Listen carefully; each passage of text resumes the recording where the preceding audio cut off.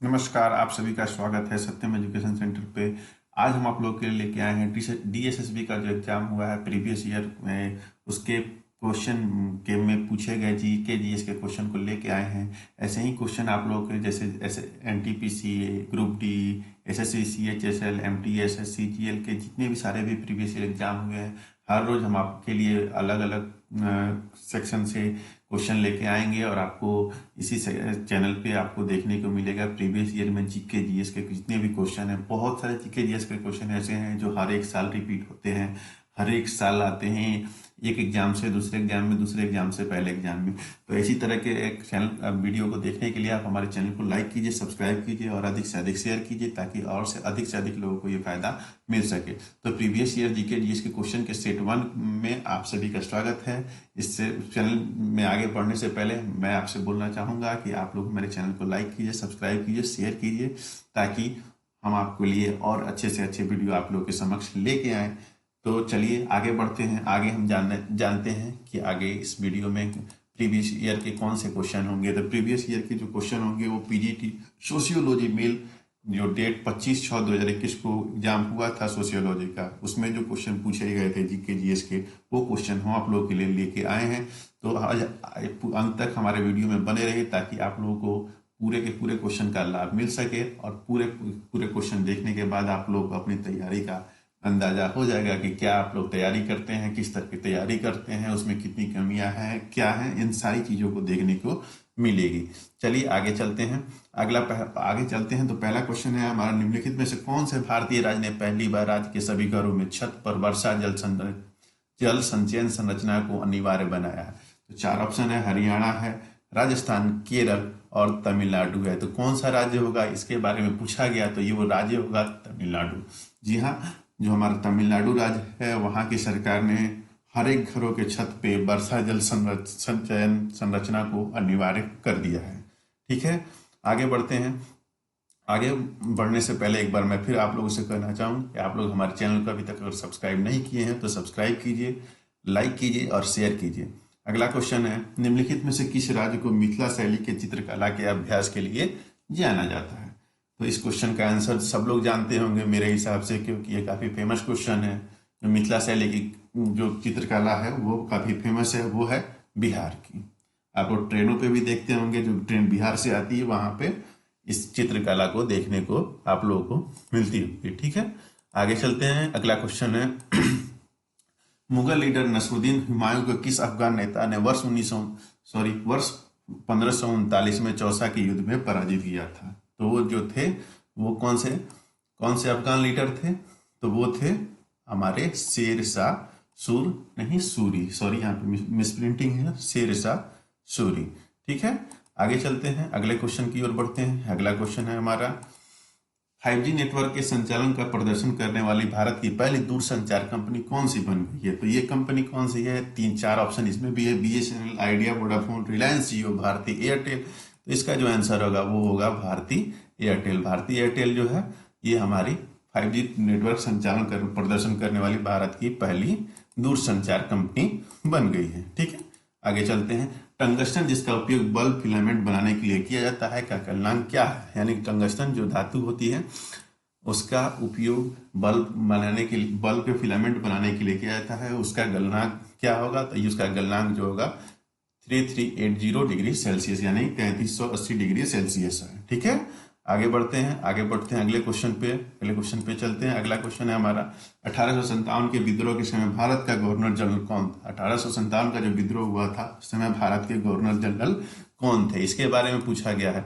तो वो थे हमारे Charles John Canning. Charles John Canning जो है भारत के गवर्नर जनरल थे कब? 1857 के में जो विद्रोह हुआ था भारत में, जिसे पहला स्वतंत्रता संग्राम के विद्रोह का जनक भी कहते हैं।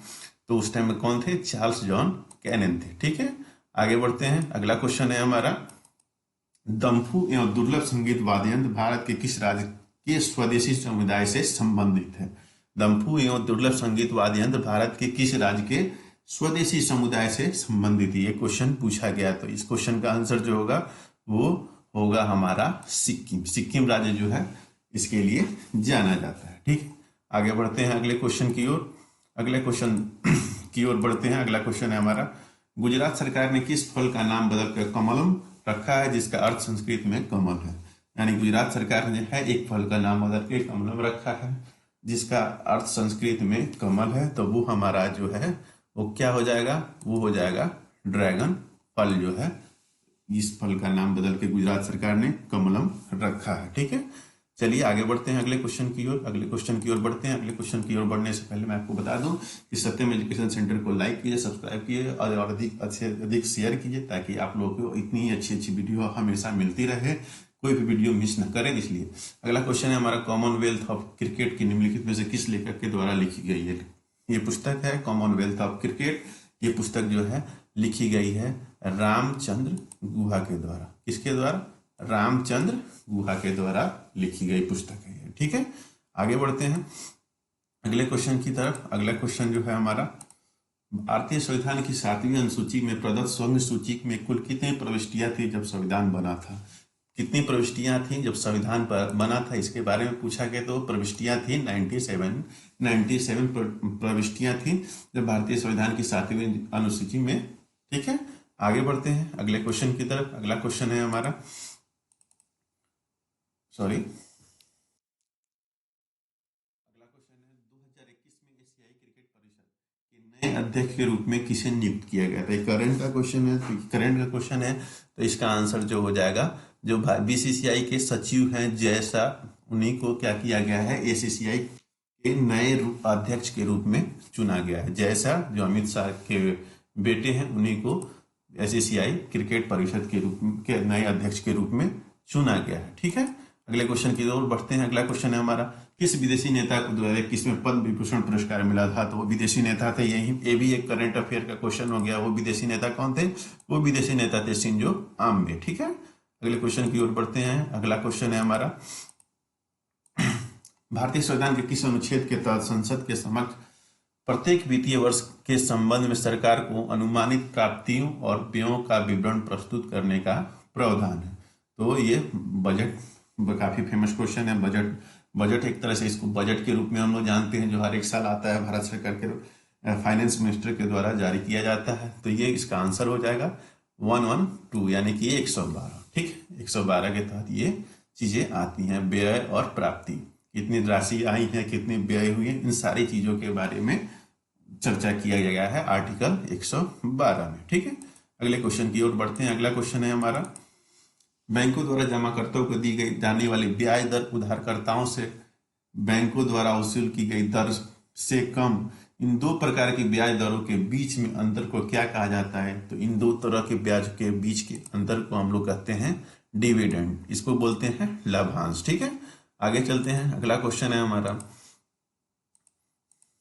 आधुनिक आवर्त सारणी में कितने तत्व दिए गए हैं। जो आधुनिक आवर्त सारणी है उसमें कितने तत्व दिए गए हैं, तो वो हमारा आंसर हो जाएगा 118 तत्व दिए गए हैं एक आधुनिक आवर्त सारणी में। ठीक है, आधुनिक आवर्त सारणी में 118 तत्व दिए गए हैं। अगले क्वेश्चन की ओर बढ़ेंगे। अगला क्वेश्चन है हमारा, शब्द समाजवादी और पंथ निरपेक्ष को किस संशोधन अधिनियम के माध्यम से प्रस्तावना में जोड़ा गया था। ये हमारा जो है पूछा गया है, एक सिविक्स का क्वेश्चन है, यानी पॉलिटी का क्वेश्चन। इसका आंसर हो जाएगा हमारा जो होगा वो 42 कॉन्स्टिट्यूशनल अमेंडमेंट 1976, यानी कि 42वां संविधान संशोधन 1976, जिसको मिनी कॉन्स्टिट्यूशन भी बोलते हैं। इसके तहत समाजवादी और पंथ निरपेक्ष को संशोधन के अधिनियम के माध्यम से जोड़ा गया था। ठीक है, आगे बढ़ते हैं अगले क्वेश्चन की ओर। अगला क्वेश्चन है हमारा, विटीकल्चर को किसकी कृषि और कटाई के रूप में जाना जाता है। विटीकल्चर जो संबंधित है वो किससे संबंधित, ये पूछा गया। तो ये जो है अंगूर की खेती से संबंधित है, समझ गए।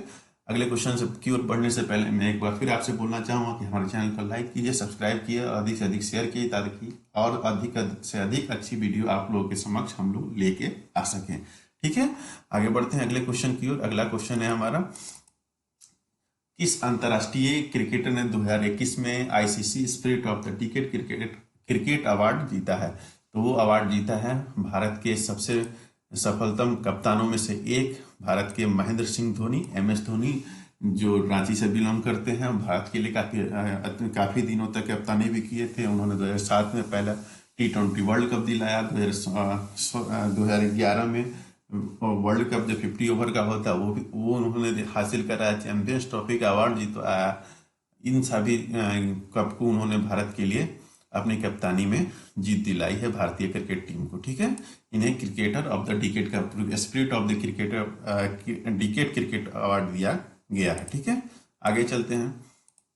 हम्पी के रास्ते में विशाल चट्टान निम्नलिखित में से किस राज्य में स्थित है? हम्पी के रास्ते में जो विशाल चट्टान है किस राज्य में स्थित है, ये पूछा गया है। तो ये राज्य है हमारा कर्नाटक, कर्नाटक में स्थित है। ठीक है, आगे चलते हैं।